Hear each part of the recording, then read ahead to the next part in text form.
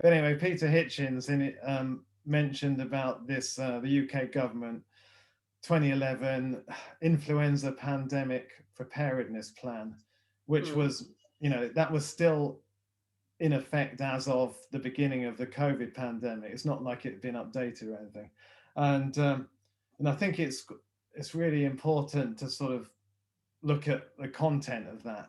And I know that there could be some naysayers out there who might say, "Oh yeah, but that was for an influenza pandemic. It's Mm. obviously whatever's in there wouldn't apply to something as terrible Mm. as a coronavirus pandemic." Mm. But actually, that's not. Although it was aimed at influenza pandemics, it wasn't just aimed at seasonal influenza. It was Mm.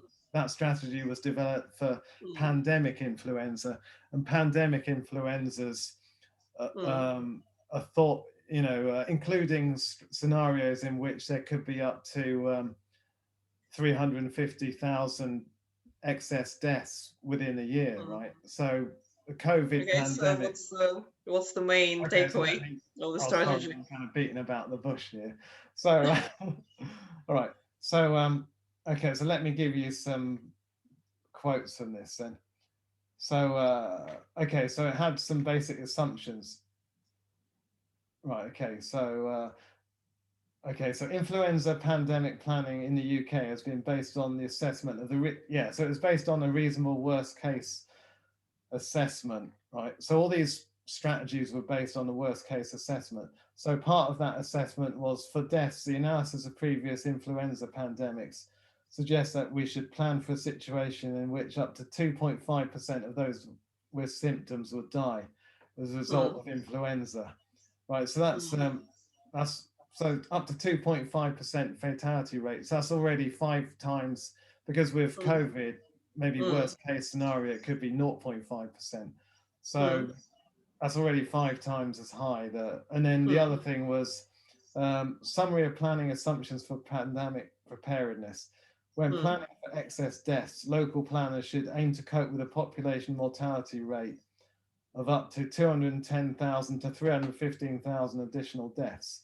So these were Mm. the sort of working assumptions under Mm. which they thought this kind of plan would be acceptable, right? So Mm. let's then look at I just picked out some key features of this plan, and no surprise, there's no mention of any lockdowns, right? Believe it or not, who would have No thought it? way. We thought, yeah, who would have thought? Yeah, we thought lockdowns surely were the only way of dealing with any kind of infectious disease. I mean, yeah, I mean, so okay, so let's look at Or lock. any kind of social issue, Actually, yeah, probably in well, the why don't we future. just?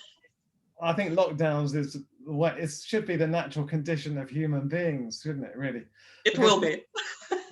obviously people are much harder to control if they're allowed to leave their homes and mix with other people. Mm. It amazes me that that's been allowed to go on like for as long as it has. I mean, we should have had locked people, in lockdown a long time ago. I mean, like, They are about to fix this, you know oh that, right? yeah, well, yeah, thank God, not before time. So right, let's have a look at some of these bullet points here, right? And just so people know, I'm not just making this up. I've actually got the the the bullet point numbers that correspond with each clause. So Mm. clause 4.21, right? So it's fascinating. Yeah. Well, no, I Okay. have to. I just want to add that because I'm not very likely to, make up paragraph numbers, am I? Mm. Like, So there is very limited evidence that restrictions on mass gatherings will have any significant impact on influenza virus transmission. Large public gatherings or crowded events where people may be in close proximity are an important indicator of normality and may help maintain public morale during a pandemic. No way. Well, yeah. Well, I think we can safely conclude that any concern with maintaining a sense of normality went out the window a long time ago, didn't it? And Well, it is new normal. Remember that at the start yeah, of unless we're our talking about, discussion where we talked about Pavlovian conditioning. yeah, well, that's it. Yeah, Again. unless we're talking about the new normal, right?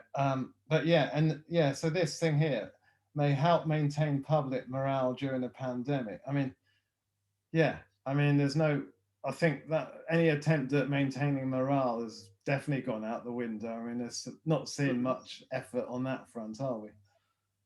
It's incredible to think the government used to think this sort of thing was important. Right.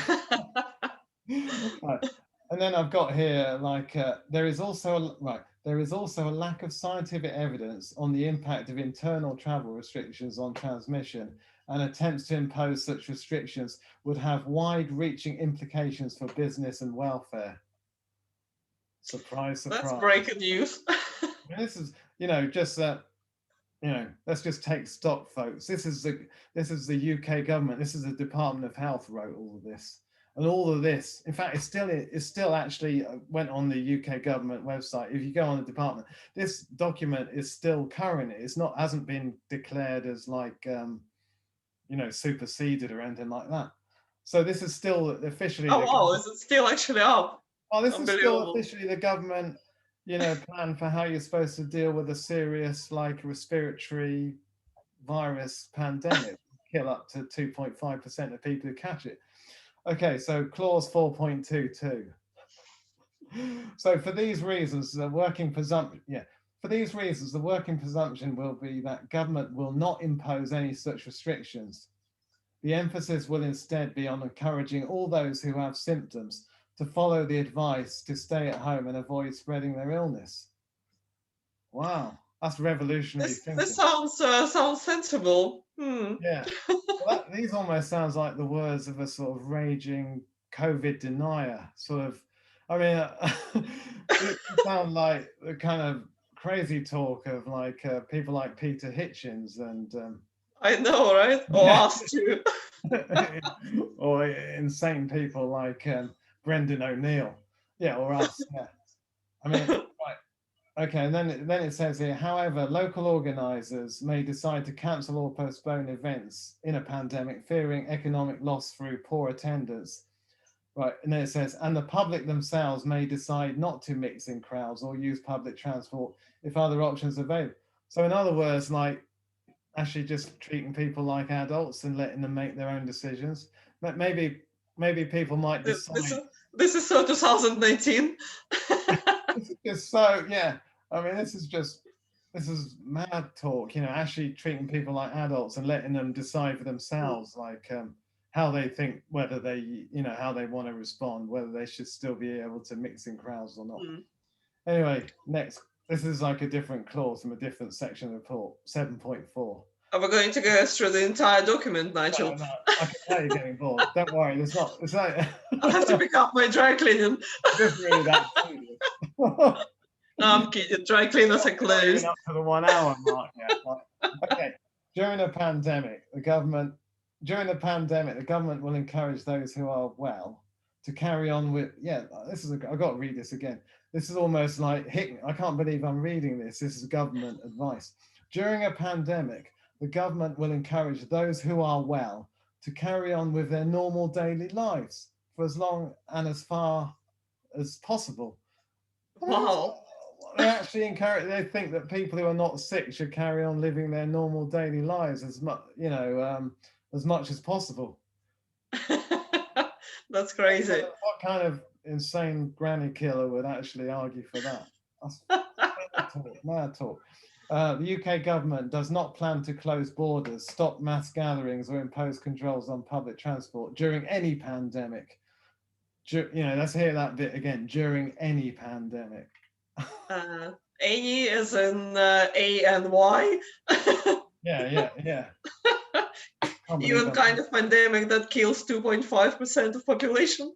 Yeah. So anything up to Wow. that, they don't think that they should do any of this stuff that they're doing.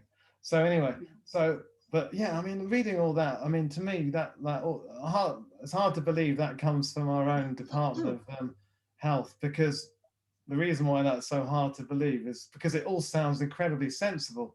That sounds like Yes. that. Now that does sound like talking about sage advice. That is sage advice. That's the sort of thing that sage should No, be. it is sane advice, Yeah, Nigel, right. which No, is exactly opposite of sage. so when I say but sage shouldn't be shook. I mean, you know what sage means, like wise, wisdom. I mean, that is actually Sage shouldn't be called sage. They're the complete opposite of sage. But anyway, all of that sounds incredibly sensible to me. And so I'm just wondering, like, why is it, given that that was government policy from 2011 right through to even now, it's officially still government policy. I mean, that's their strategy anyway. They're not implementing the strategy, but that is a strategy. Like, how come they just kind of threw away that playbook? Just went completely in the bin, and they went on a completely different strategy. That's pretty big topic, and maybe subject for the next episode. Okay. And I think it has something to do. Well, it has everything to do with international politics. Yeah. Well, yeah. No, I think you're right. Okay. Well, we won't go on about. I can tell. You know, I'm picking up vibes here that the lady needs to. You probably got something on Netflix you want to watch, right? Desperately need to go to the bathroom or something. I'm just keeping an eye on time because somebody has to. Anyway, but okay, I won't. But no, actually, yeah, no, it is, a lot of it is the kind of global thing. The fact that other governments started doing it. Well, actually, I mean, well, the first government to do it were the Chinese, right? And I do find it rather odd that, like, we as a Western democracy would sort of think, well, yeah, we've got this plan that we've had that was put together over a long period of time and that had a lot of thought went into it. But actually, I think we'd rather copy what a sort of what China are doing. I mean, this isn't a. Why would you want to copy a totalitarian regime? Like, because you'd like to create totalitarian regime close to home. Of course, yeah. Well, maybe that's it.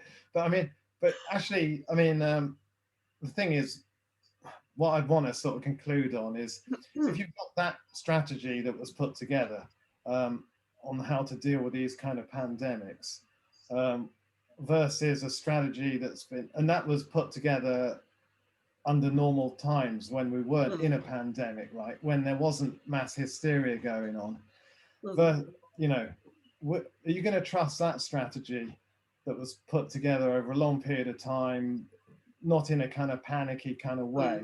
Or would you rather follow a strategy that's been sort of thrown together during a pandemic based on people sort of like reacting in a kind of panicky way to evolving circumstances?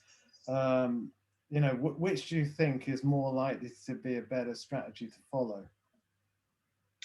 Well, apparently the latter one, because like we mentioned in the beginning, nothing whatsoever can cut through fear, especially if it is combined with a lot of vested interest from many parties. So I suppose I just think that really usually the best decisions and the best plans are made when you're sort of when you're in a calm state of mind, right? When you're thinking rationally and clearly, not when you're in a sort of fear-based, panicky state of mind or over-emotional state of mind. Those are not the sort of the decisions you make then are not usually the best decisions because they're too heavily influenced by emotion. So that's what I would kind of conclude with, really. Like to me, you got a whole bunch of plans and strategies there that were put together over a long period of time, consulting lots of experts, probably sort of diverse range of opinions, and they came up with that strategy. And actually, it was a bloody good strategy. It's just, and they just threw it straight out the window because everything got super emotional, started panicking, saw what other countries were doing, and started thinking you should do the same thing. So I think that's really why we're where we're at.